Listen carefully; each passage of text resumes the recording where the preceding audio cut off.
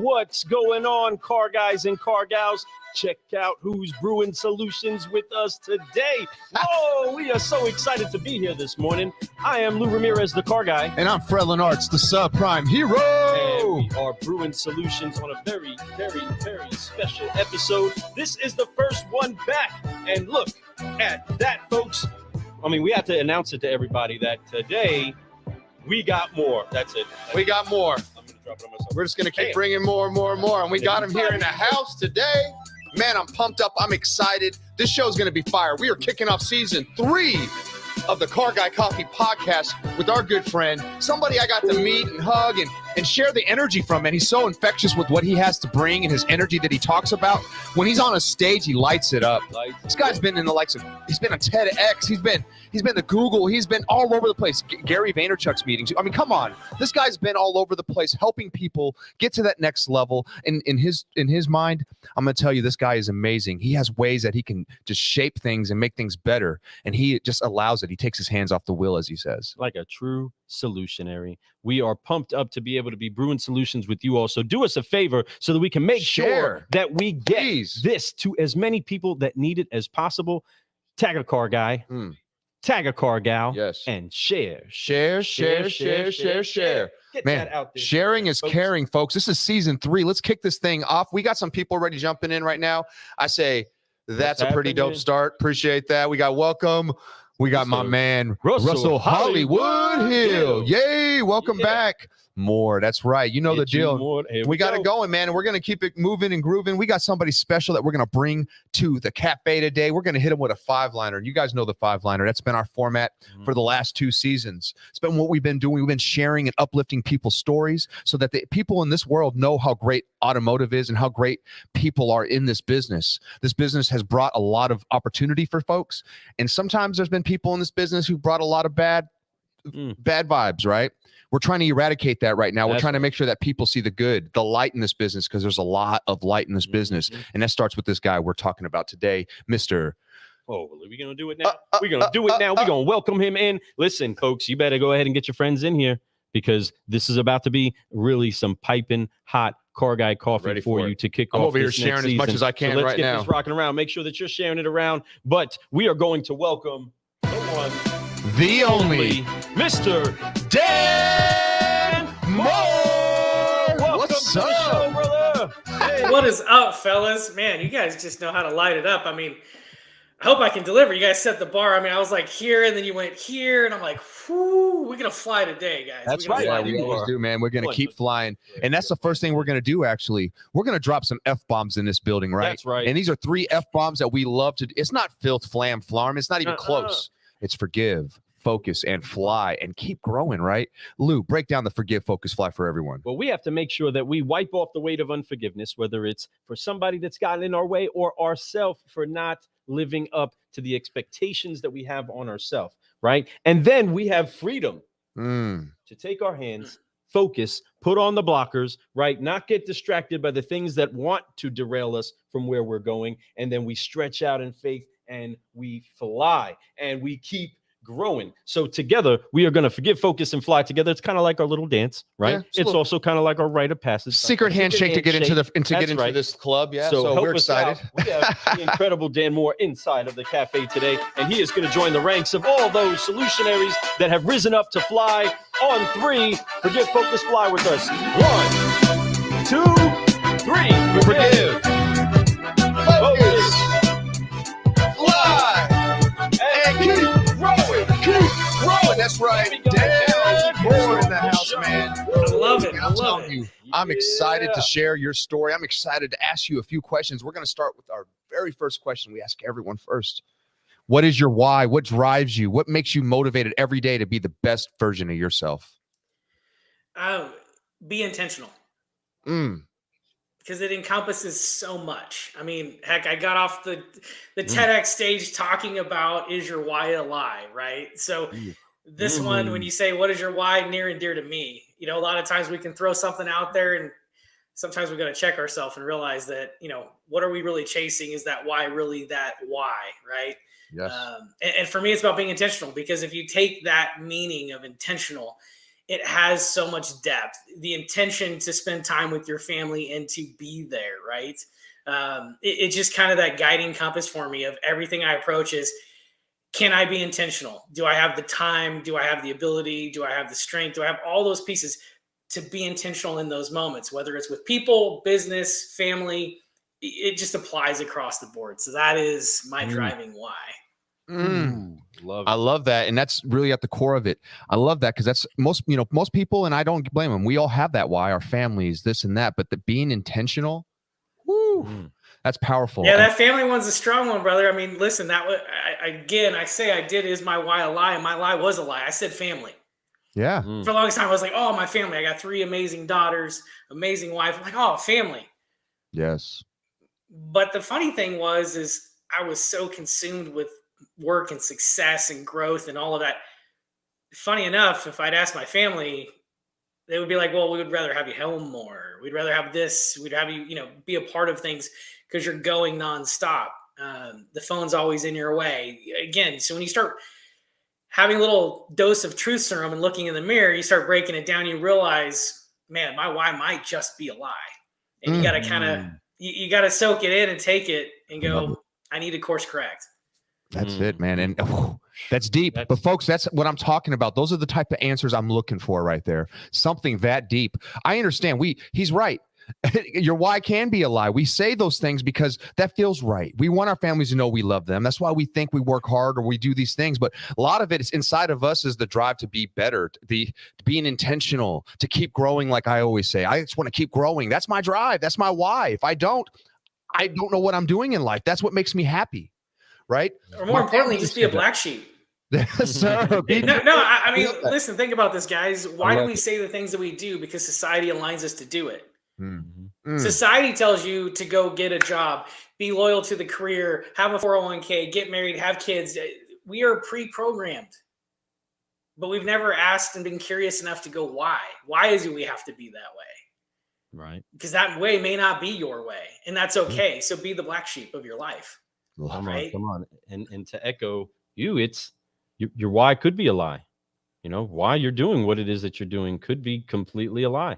Right. And I'm a firm believer that you have to be committed to letting go of the lie in order to embrace the truth. And you can't carry that garbage and then catch the thing that is actually of value and of truth and true to you. And there's so much that goes into all of that. I love the philosophy on it. And folks, if you want to hear any of his actual time on the microphone, you need to reach out. You need to go look up Dan Moore. You will see the information. You will see where he's spoken. It's everywhere. But you have to make sure that you digest it. You put it in your cup and you sip on it. These truths are nothing unless you embrace them, car guys and car gals. And I love that we are starting off this next season with the question of, is your why a lie? And I absolutely love that. And you bring that question from a different vantage point than most car guys. I believe that in a lot of cases, the biggest issue with the car business is that it's filled with car guys and car gals that haven't reshaped their thinking. They're consistently passing down the same mindsets, the same techniques, the same way of doing things. And you've come from a different perspective into the automotive industry. So we're asking here on the Car Guy Coffee podcast, the second question, the second line on this 5-liner, and that is, Dan Moore, how did you get to the automotive industry for those that haven't done their research yet? It's one of my favorite stories. So my stepdad was a car guy. Started out at 18, ran a dealership in California, went into the RV business. So, it was funny at 19, I kind of fell into the trap, and I went to start selling cars at 19 at a Mitsubishi dealership in Roseville. And I kind of sucked. I got to be honest. Everybody wants to tell the glory days of how many cars they sold and how great they were. Man, I was terrible. It took a while. I was young, thought I had it all figured out. Listen, it was a ride. But the car business has been, again, a platform that, I always say, if you want a core principles, just use the word never forget. Never forget where you came from. Never forget the people that helped you. Never forget the people that made an impact. When you live by that principle, it changes your mindset of not getting into that, I kind of say that, big boy status of where you forgot. The industry has been a blessing. I mean, you want to learn confidence. You want to learn how to overcome, rejection and objections. And I mean, there's no better place than this industry, because it's going to teach you skills that just go into everything that you do in life. Man. And that is the blessing of the car business. Facts. And 100%. And I love that you said that, because it is. And we get it at a high pace. We have multiple customers a day if you're at the right place, right? You have so many opportunities to make mistakes to learn from, and you can really do it really fast. And as you grow, you make less and less mistakes. That's what's so beautiful about life. That's what we all do. Yep. And this business really translates really well that way to me. I think any business who has to do with people to people, it's about being a good human. It's about doing those things. But yes, it gives you opportunity to learn these things, learn these new skills, how to overcome objections. But when you realize they're not really objections, they're just complaints. People are just wanting to find a reason why or to slow things down. They're not even complaints. Yeah. Right. Ooh, that's the funny part. Love it. You haven't provided enough information to help them understand the decision they need to make. Amen. Come on. Oh man. A no isn't I don't want to. A no is I don't understand. A no is I haven't gotten the value. I'm not there yet. You need to spend a little bit more time with me. You need to ask me better questions. That's it. You need to be curious. You know? I love that. Man, I feel like you've been in one of our trainings. It sounds like you were in our training session this morning. We have the B's of, we talk about these are the B's, and one of them is be curious, ask questions, because they don't care until they know you care. Period. Right. Hands down. If you have to seek to understand in order to be understood, and these things 100%. are. And when you do that and you have that with your clients and you ask those questions and you knock down all those walls, because they're holding up all this guard, because we are car people. They're holding up all these guards because they're scared or embarrassed to tell them what their truth is. But they've also been conditioned to not tell us the truth, because they are told that we don't tell the truth. Well, we did that for a long time. We have to overcome that now. And I think that's great. And I think that's opportunity for us great salespeople who really love what they do, I should say, and go out and just be the best version so we can overlight all the darkness in this business. And that's something I know that you're talking about here. And in those questions, being curious, powerful. Those two words, be curious, powerful. Oh, 100%. I mean, as we get older, we lose that sense of curiosity. Curiosity becomes more of a victim statement than it does as a curiosity statement. We go from, why is the sky blue? Why is it we ask all these great questions, and then we go, well, why is this happening to me? Why them? Why not me? Why this? Why? So again, it's such a deep one. But even back to what you guys were saying too about making a mistake. Hey, listen, the only mistake that's made is the one you don't learn from. Amen. Come on. And the only failure there is there's more. Listen, so many people get hung up on, well, I'm going to fail. Listen, fail all you want, because that's where you learn the most. And it's not should never be fear of failure. I'm more inclined to be fear of regret than I am of failure. I regret the fact I didn't try. I regret the fact I didn't do it. Failing, that means I learned something. That means whatever happened in that instance, I'm gaining knowledge. How much knowledge do you gain from winning? And how much knowledge do you gain from losing? Did it make you a better player? Did it make you better at what you did? Think about the hills you've climbed in life and realize, hey, it ain't easy. There's no magic pill. There's no silver bullet. You got to go put in the work. And that's probably why, hey, listen, my TED Talk was a punch in the face, because it's just the truth of what I went through. It's not fun. I mean, I looked for all the easy ways. It didn't work. Amen. All the things didn't come into play until I actually started putting in the work, and my actions became more powerful than my words. Come on. So true. Henry Ford said that you can't build a reputation off of what you're going to do, right? And being very clear and, like you said, intentional. You have to determine that you're going to point with intention in the direction that you're going to go, because that's the only way that you're going to go there. You have to take the action, take the steps, and be intentional. And that's a superpower that we don't understand that we have inside of our hands, because we can shift the mindset of a person just by a few words, right? We can shift the attitude inside of a room just by the energy that we decide to bring into it, right? And we can actually see peace be made just by utilizing a bit of intention inside of our conversations, whether it's in our homes, whether it's in our business, whether it's in our finances, right? Whatever the case is, if we point with intention, we are going to see results whichever way we are using that power. It could be good for good, It could be for bad, right? And the important part is that we take this to not have a problem making machine in our life, but we are consistently brewing solutions, finding a way to get better and to improve. No matter where it is in our life that we have access to, we should do that with intention. And there's a lot of people that I'm sure are picking that up from what it is that you're pouring out, that are getting mentored close and to afar. So I'm going to pitch this up. Bam. Whoa, right. So, and Lou, thank you for pitching that up to me. It's right on to the next question. And it's exactly right. You being able to be a speaker, you have been able to mentor people now. You have become the mentor. You were once a mentoree and still are. I guarantee it. You still find motivation, inspiration through other people. You may even have somebody that you call that is your mentor. I know I do. I don't care how great I think I am. I could always be better. And there's always someone up there that's a week ahead of me, right? So I'm going to go look for that person. I'm going to feed with that person. I'm going to drink with that person. I'm going to, we're going to break bread together because I want to learn as much as I can. As you've been coming up in this business, I know there's been a lot of people who've been able to pour into you. Yeah, I know your cup, you seem like a person who has an empty cup and you're always looking to be poured into, right? Who have been some of those people for you? That's a long list, fellas, because I'll tell you this right now. Mentors, if you don't have a mentor, you need to get at least one. Preach it. You need to fill your bucket in multiple different ways. It's not just about having a mentor that's just about success, right? Like, I mean, I've had great mentors, indirect and direct. But again, haven't filled the house. I have, mentors that help me around faith. I have mentors that help me around business, around family, around people I can just, I have a tight circle of those that I can just go have a, as I say, behind the walls, guard down, real conversation of like, hey, I'm exposing challenges that I'm going through in the season. And we can have those dialogue back together in a, as we use case, safe group, if you will.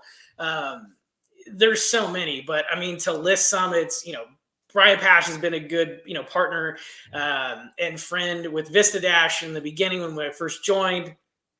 Grant Cardone, Gary Vaynerchuck. I've had some friends like Scott Simons, who's on here. I mean, we've had some great conversations. Chris Vester. I mean, there's so many people. I mean, Brad's been my buddy who we go out and eat a lot of barbecue with. And yes, cream corn's a thing. I love it. Hey, everybody has their kryptonite. Arnold Tiarina, like great friend in the beginning, great friend in the sense of challenged me to step outside my box. If you want to see Dan Moore in the beginning of his career, just Google Dan Moore Cartman. It's a thing. There's a lot of people that have played a hand in everything and just been friends that are just great conversations. Frank Lopes and I, best buds. We have some great conversations and dialogue on the phone. So again, I just say this, I kind of have what I call the random hour. I think that, wherever your beliefs are, there is a power that puts people in your life. And I always say I have a random hour every day that someone fills. And in that hour, I know it, whether it's a call or something, and it's either, a mutual kind of back and forth, or it's one-sided, whatever it might be. It's just that random hour of whether I help someone, we help each other or whatever. But I gotta say, you don't have to sit there and think because you're not at a certain point in life that you don't have an impact. Somebody needs to hear from you. You have wisdom. I'll tell you this right now. I will listen to anybody because I never want to be the smartest guy. Everybody has an idea or an opinion, and I want to absorb as much information as I can because it only makes me better. I love that. And I that's exactly up my mantra. The last half of the year, the thing I said the most was all perspectives matter. I don't care how crazy they are. I want to hear them and I want to understand them because you might find something out of it that will blow your mind and make your mind click a different way. We're all so stuck in our own worlds, even though we may be on social media, we may do those things, but we don't have enough diversity. I think we can keep adding diversity to our mindset, keep adding diversity to our network. And the more you can do that, the different views you can see, different ideas that'll come up. You can find something from a software guy on how to sell something. The software guy could find something from who's a salesman on how to be able to do better on their whatever they're trying to come up with. An idea that they could plug in that'll just change the whole game up. I see it all the time in this industry, which I love. But it takes take it a step further though. Oh, let me hear this. Take it a step further. Go for it. Get someone in your group that doesn't align with you.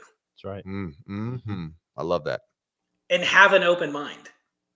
Because in the end, you're going to find you have common ground, but you're going to learn so much more. You're going to learn how people tick. And I mean, again, that probably solve a lot of issues we have in a bigger scale. But I got to tell you, if we would just sit back and use the thing we have most of, I love this one. We have 2 ears and a mouth. Yes, right? sir.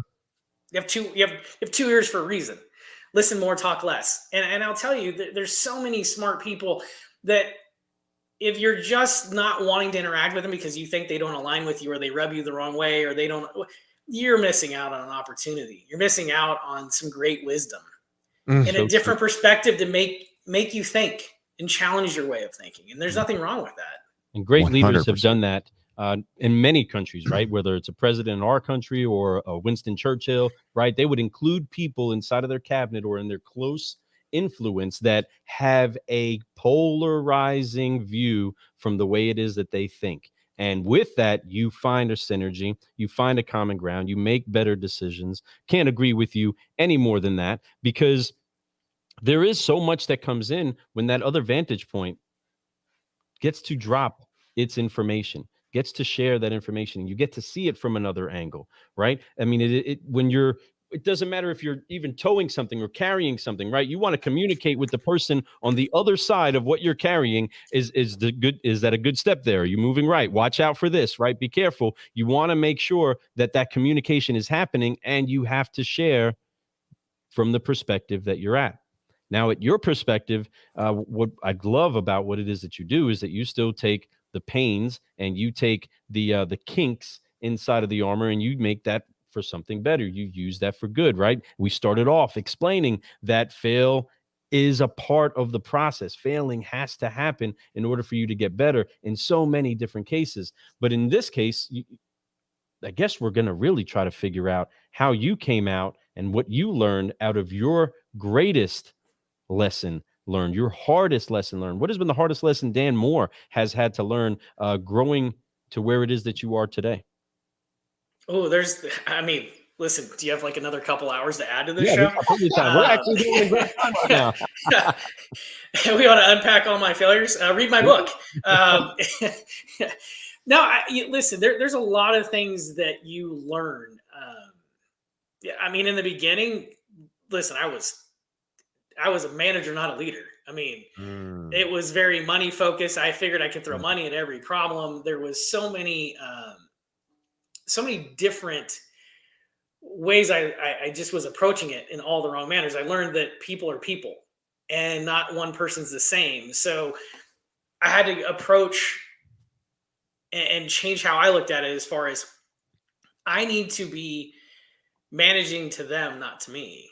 And it took a long time to start learning those things and understanding that I needed to put more emphasis into not what I wanted to accomplish. I had a goal, but you figure out how to take your goal and put it into the people, meaning it's their goal to achieve based on their abilities, where you want them focused. But more importantly, you get them to draw to it, not you pointing them at it.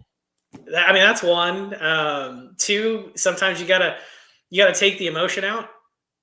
It's easier said than done, but you got to take your emotion out of things, and you got to realize that when you go into, whether it's a meeting or personalities or whatever, just because you're having conflict, you got to understand the conflict may not be you. And so sometimes you got to take a step back. Instead of going into the heat of battle heated, you've got to draw back and go, I'm going to sheathe the sword and I'm going to ask a few questions, and I'm going to take this approach of just being disarmed to try and understand how we get to common ground. Because again, I used to go into everyone. I went into everyone hot and heavy. Here's the sword. Let's go 300 style, right. I'm going to win. And sometimes winning is losing. Wow. And you gotta think about that. So yeah, there's a lot I can unpack on that one, guys. You can keep on pouring it out there, brother, because I'm sure somebody is sipping on this. No, it's so true, and they need to hear that. It's we see a lot of people who maybe seem like they're on top of the mountain, right? You look at them, you're like, man, and then there's people who will say they got lucky.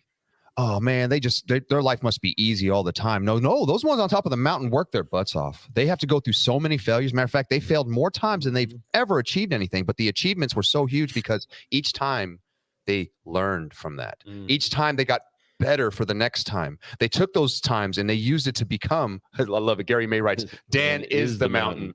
Amen. That's right, Gary May. I love you, bro. That's a good one, man. And thanks, Gary, brother. I appreciate you. That's another wonderful gentleman right there. I love Gary. He's a super intelligent. Gary and V, they're my dear friends. I love them to death. Dude, the way he could pour out about his subjects that he's passionate about is just like, wow. It's like I want to take notes the whole time. I'm thankful that I have some of it recorded so I can go back and listen to it. But no, definitely amazing person there. But seriously, that's right on the money. As we go, we learn, and there's no such thing as failures. And now or you could think of it this way: is every time I fail, it's an opportunity for me to be better, right? And it's good. I want to fail more and more. It's kind of like the way I was taught to sell cars at the beginning, which I love, is that you're going to hear way more no's than a yes. So don't be scared of the no's. Get excited. Matter of fact, you're not a salesman till you hear a no, right? And once you hear the more no's you get, the closer to the yes you are, right? That was exactly. That was always my thing. Yeah. Wait, it gets you not so freaked out about someone saying no. People get red-faced or aggravated. Why? It's an opportunity. Yeah. What did I say? It translates to our kids too, guys. I mean, listen, my daughter plays basketball, right? And she's like, man, what if I shoot and I miss? And I go, the only shot you miss is the one you don't take. Facts. Come on, tell her. You guys, back to your guys' point. So many people look at people and say, must be nice. You look at a Scott Simons and you're going, that guy's crushing it. Must be nice. Man. And it's like, well, if you're saying that, maybe it's time you do a little look inside, because clearly you're not happy with where you're at. The question becomes why. I've had several conversations. Dan, you can say that because look where you have a nice house. I'm like, what does that have to do with anything? I haven't forgot where I came from. Amen. This is the byproduct, guys. Anything that you see is the byproduct of the work. Yes. Come on. Preach it, Dan. Byproduct. Stop getting hung up on the materials because they come and go. Yes. I got to say, I loved, call it a reality show, poke at it however you want to. But if you haven't watched Grant or Undercover Billionaire or Grant Steele Undercover, it makes you think. And I love that because it's like, if you didn't have it, could you do it again? And what are the key drivers? Guys, this is byproduct. Do you know who my driver is? My wife. She's my right hand. She doesn't get enough credit for the things she does to fuel me into doing the things that I do. So the kids, same thing. The way they look, the way they talk, the way they engage with you, make you think about like, wow, if legacy isn't what I leave behind, I've already created it. It's my kids. It's what I empower them to do. My job now in life is taking all these things that I've been able to accomplish and figure out how to apply it to them to open the doors for their success. Facts. And that is the heart of a solutionary right there, folks, where we're making sure that we are sowing the seeds that we may never eat the fruit from the tree of, right? It is so important that we keep that in our forefront. We stay intentional about that, like Dan is saying, and understanding that legacy is being built. Let's just be real, folks. We are building some sort of a legacy one way or another. Just like inside of your stores, if you don't think you have a process, you have a process. You just don't have the right process, right? And we have the chance to be able to sow seeds that build a legacy for the future, and our children are the ones who are going to reap the benefits. Our grandchildren are going to reap the benefits of it. Right now, we're sitting inside of an industry where we are reaping the benefits of seeds that were sown long ago, right? I mean, somebody really believing that this thing is going to take off. We're going to replace the horse, right? Somebody had to believe that and really keep pushing the envelope until eventually the horse was completely not even a thought for transportation, unless you're in like an Amish village or something like that, Mennonites, all that. Some of those communities keep that in action, right? But they still probably jump inside of a van from time to time to make it down to town, right? But this commodity, which is the vehicles, is more than just the product.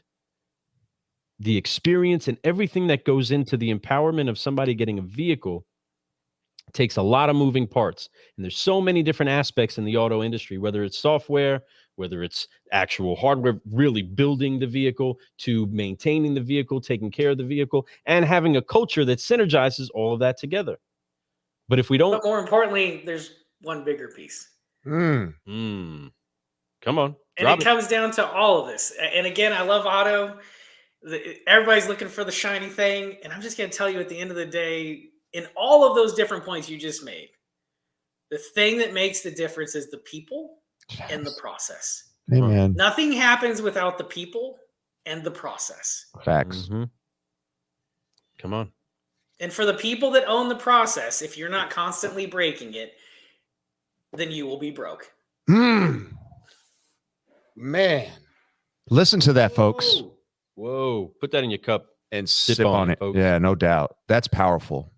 I mean, he's dropping that. He's a solutionary all day. He is a certified solutionary in my heart. He's speaking my language over here. He's speaking so much deep. He's speaking some deep stuff here, my friends. If you guys are not listening to this, you need to go back and watch this on the replay again, because I'm going to tell you, there's some powerful things being said here. And if you just implement, I promise you, if you apply a consistent basis, right, and you do it being adaptable, which is he's talking about, you have to be adaptable. You have to understand things change. Every customer we deal with is a snowflake. Every dealership we walk in is different, even if they're in the same group. Every manager is not the same, but we can all be great. That doesn't mean it's bad. It's about the process. It's about the people. Now, what's their mindset? How are they going to be motivated? What's the best thing for them? And you have to do those individually and spend the time being curious, like you talked about earlier, spending time learning, engaging, loving, all these amazing things that we talk about, but we need to be about, and we need to keep growing like that. People leave dealerships for said reasons, right? It's not the comp plan. It can be at times, but really it's just about the people, the process, and the culture of the business. Are you about people or are you about profit? Because if you're about the people, the profit will come. Bring it. The problem is that we get too focused on the profit, we forget about the people. Man, that's right. People over profits, relationships over revenue every time. These are the elements of a true person that is trying to grow legacy, trying to grow people around them. And I love, again, that we're touching base on some of the fundamental things, the people and the process, because the product's going to change, right? The automotive industry right now is going through what is everybody doing when it comes to the new type of vehicles that are coming out, the new technology, how to resource them, how to sell them. Manufacturers are getting involved in shifting their flow in how it is that they even sell their used product, right? So there's so much that's shaking up that the product is going to change. And just speaking on those 3 Ps, Marcus Lemonis even said himself that if he was to lose it all, he would jump back into the car business, right? He would get into the car business, sell some cars, and see him build it all right back up. Just like we saw Grant Cardone himself go from $100, right, to making $1 million+ business. It is possible, folks, but you have to align your heart with the right mentality of people. And that's connecting the language, right? That's making sure that we do understand what people are saying when we build those relationships up so that we can deliver a process and we can trust it to see us all through to the end. Man, I'm loving this brewing solution stuff, folks.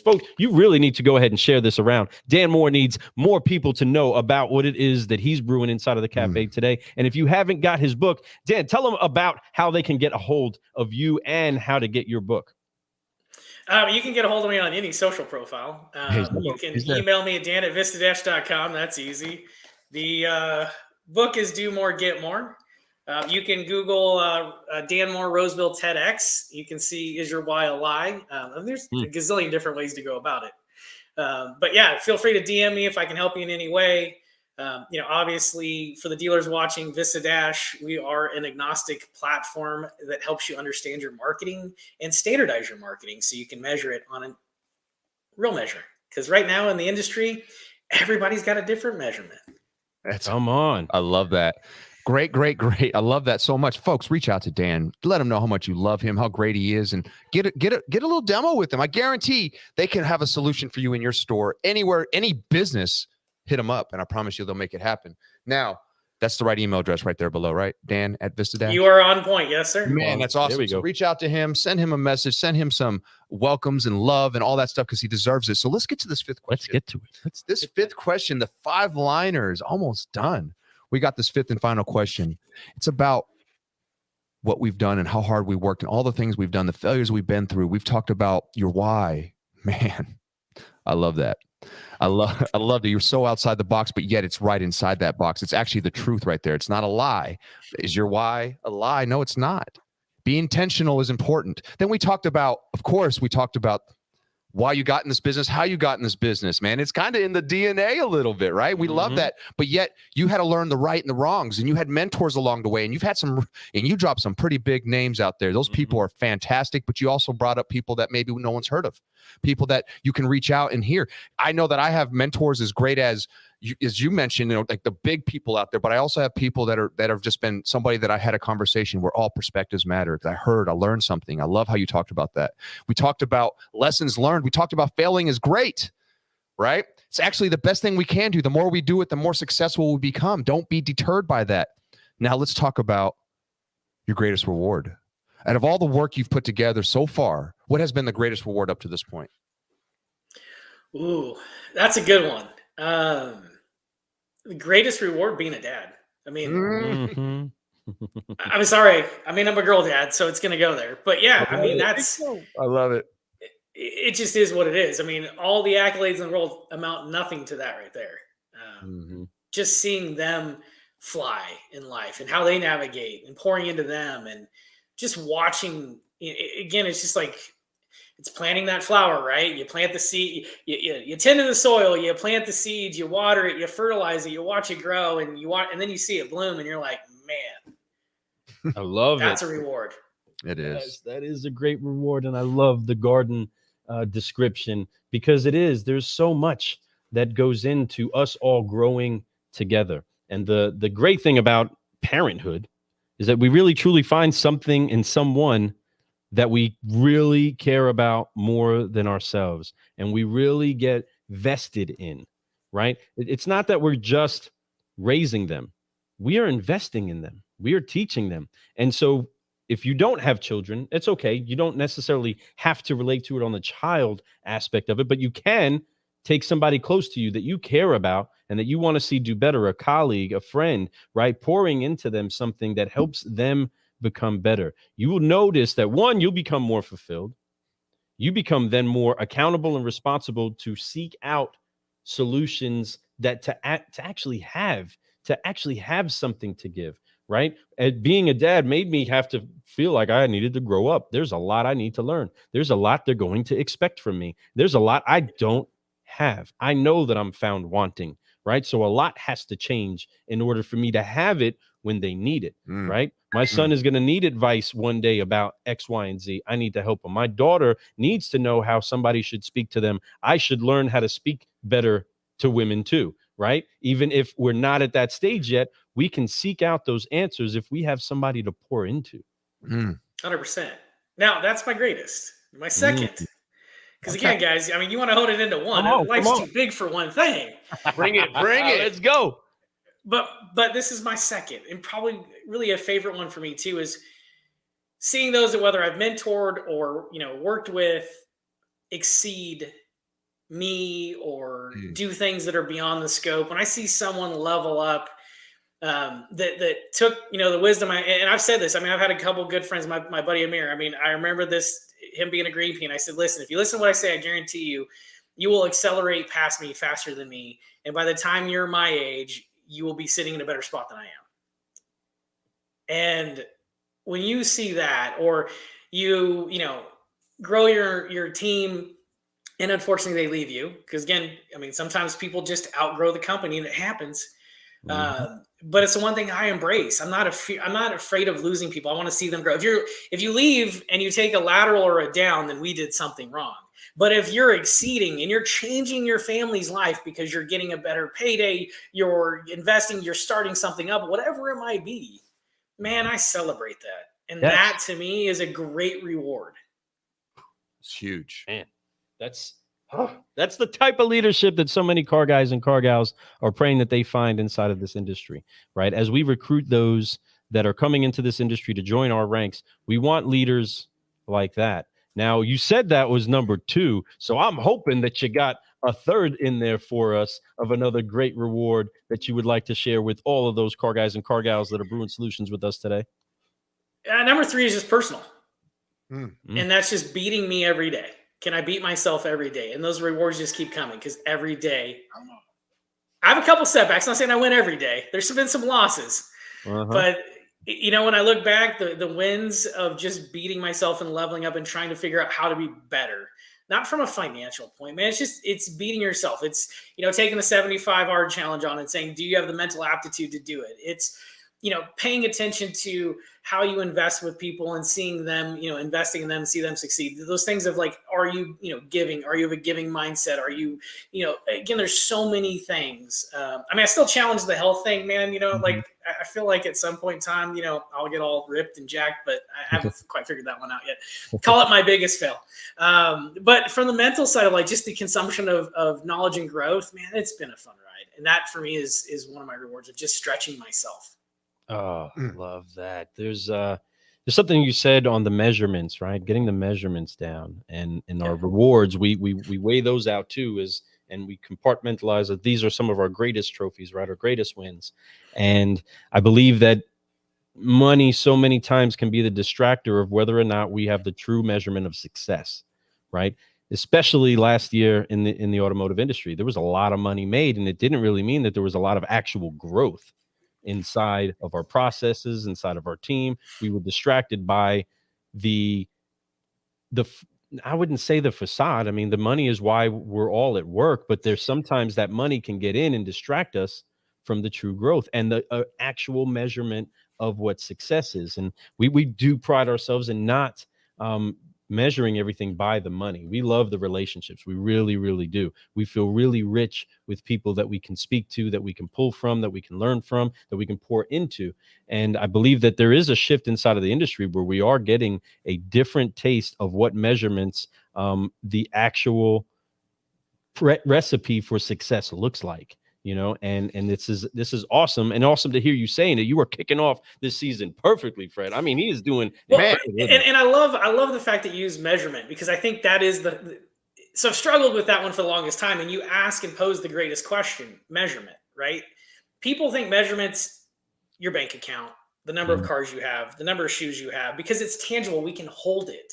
Sure. It's no different than a lot of things that talking about is that it becomes, somebody's going to watch this and be like, oh, that's all fine and great. This guy's just another, chatty head that says a bunch of stuff and yeah. But the reality of it is because it's hard to make these types of things tangible because it's the byproduct that you don't measure. That's it. You think that the money is the measurement. It's not. It's the byproduct. The measurement is, are you pushing yourself each and every day? The first measurement is, can I get up and look in the mirror and be happy with the reflection I see? Check, yes or no. Yeah. And that's a tough measurement. It is. If we're being honest, right? And so everybody's like, yeah, I'm not listening to this dude because that's reality talking to me. No, put it in the cup. Let's go. If they need some sugar, you can put it in their own cup. So you get there, right? That's step one.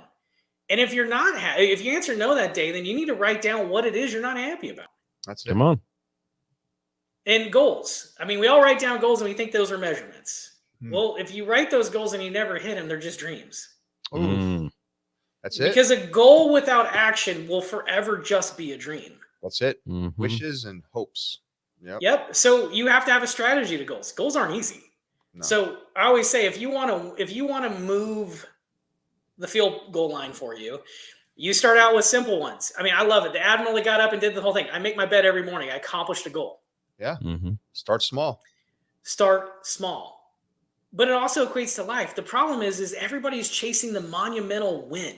Hey, I'm going to go invest in cryptocurrency because I'm going to hit the big one. Think about what we do as a mindset instead of going, hey, if I add up every small win, it equates to a great win. Heck yes.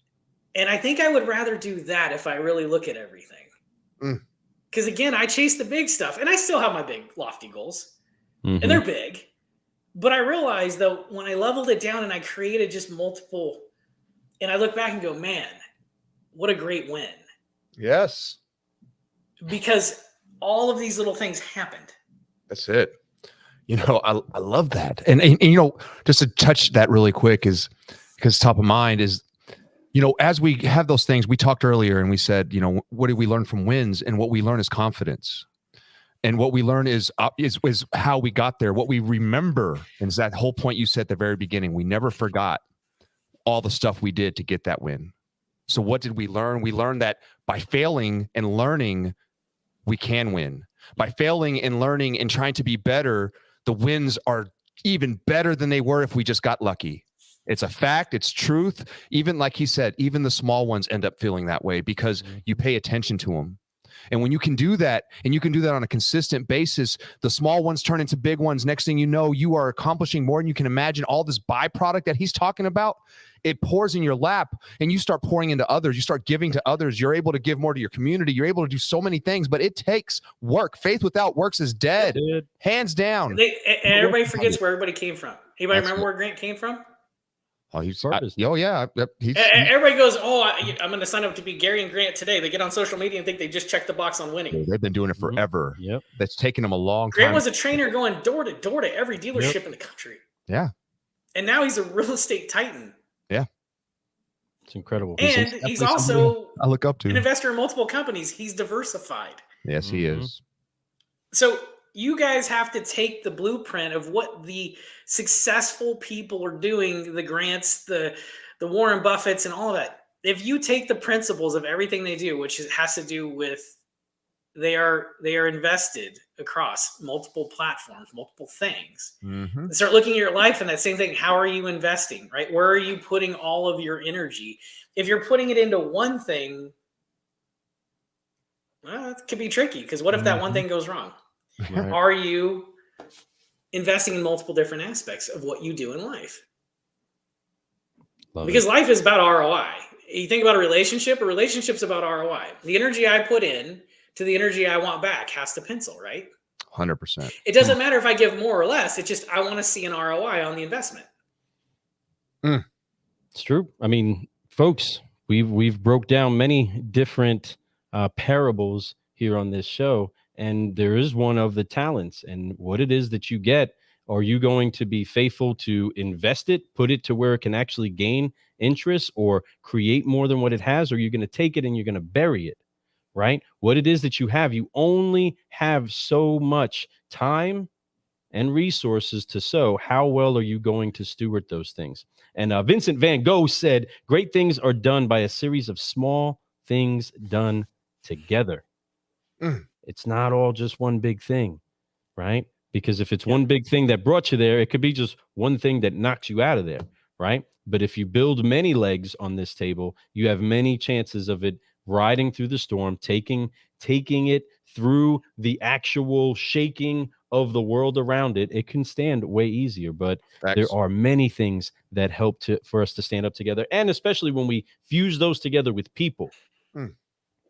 One can chase 1,000, two can chase 10,000. When we are 100%. Together as a team, and that is a beautiful thing about people too. I mean, you couldn't be more dead on that statement because the jack of all is master of none. But if you start bringing people into that equation, you can master a heck of a lot more.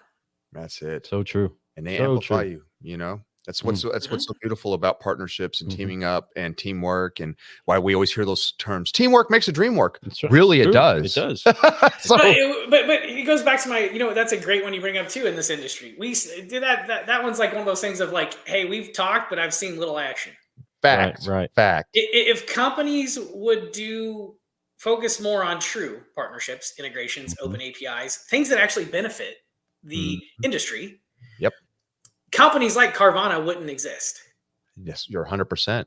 You're so right. The dealer would win. The problem is everybody wants to selfishly win, whether that's I'm building a company to sell a company and I'm creating these walls because it only stays in this, or hey, I want to control my stake in the world because I'm a big player and I've been around here a long time and I don't want to let anybody in. Right. Instead of trying to figure out like, hey, how do you work together? Yeah. I say this all the time. I don't plan on building everything at Vista. I would rather partner, stay in my swim lane of what we've perfected, what we know, where our strength is, and partner with other pieces to complement and grow the product. Love that. That is called digital transformation. That is called everybody coming together. That's what other markets, other industries do. We're in the automotive, we really fight each other. He's so right on that. Every vendor's like, oh, this is my magic. I don't want no one to know about my magic. Instead of these two can come together, share each other's ideas, become something even greater, make this industry even better, and provide the dealers what they really need instead of a little bit. My company could do this better than them on this, but I can't. They could do that. How about join? And now you have or to your point, OEM and middleman sit there and tell the dealer what they can and can't do. So I can't have a Carvana experience. You know why? Because I'm not allowed to, because my website provider has to be X, Y, or Z, and then my chat provider has to be this. My paid search company has to be approved through this program. My DMS can only do this because that's my DMS. And when you start looking at all the different pieces, the dealer's like a zero-sum game. Come on. It's so difficult. But hey, can you go ahead and update your building? Because we have a new idea here. Right. I love it, Dan. You're so right on the money on that. For real, though. Crazy. I'm not making any friends, I'm sure, on that statement. But at the end of the day, I'm still a dealer car guy at heart, man. It's like enough's enough. What needs to change in the industry is that we need to set the playing field, hit reset, and create an ecosystem that benefits everyone. Come on. Everyone would benefit. And you know, in you're like you said, you want to talk about an opportunity for, maybe you don't see the monetary value of it right this moment, but you give it time and let those seeds germinate. You let those seeds grow and get watered. The harvest would be huge. And like you said, it would throw away the Carvanas, the Vrooms. They wouldn't even be a question. Customers would be happier. Our management, everything that you can imagine, from the bottom of the top, people cleaning cars all the way up to whatever you want to say, executives at CEOs of all these big companies, OEMs, they would be happier because it would be smooth. Everybody knows what to expect, how to do it, and it would be transparent and easy for everyone. And man, what a world that would be. Well, it goes to your whole point to Solutionaries, right? Sir. Like, if you really think about it, there's a lot of noise in this industry. I mean, I have several different jokes. Some are good and bad, but again, every 3 seconds, pick your poison. A consultant or a celebrity is born, and they know more than everybody else. And they pull on the Band-Aid. But the problem is that the dealer's still bleeding. They've never stitched it. They just put a Band-Aid on it. Come on. So that's what it is. So many times there is a product that's into a culture that can't use it, right? And that's there's a lot of pieces. Yes, so much inside of that. Man, he is saying some incredible stuff. So, car guys and car gals, whether you knew this or not, this Solutionary inside of this cafe and on this episode, our friend Dan Moore is 100% CGC approved. So, bam, car guys and car gals, he's got that stamp right there because he is speaking like a Solutionary. Dude. And this show was fire. I mean, you're talking about, we didn't just talk about a problem. We threw solutions at you all. That's what Solutionaries do. Folks, I hope you guys took your cup, poured it out, and was ready for a full brew of this amazing special brew that we dropped for you guys today. Get the replay. Hit that replay. Get you some more of that. Dump that cup and get you a fresh cup, man, because this is some amazing stuff. Man, we got my man Matt Damos talking about most people operate from scarcity mindset rather than an optimistic mindset.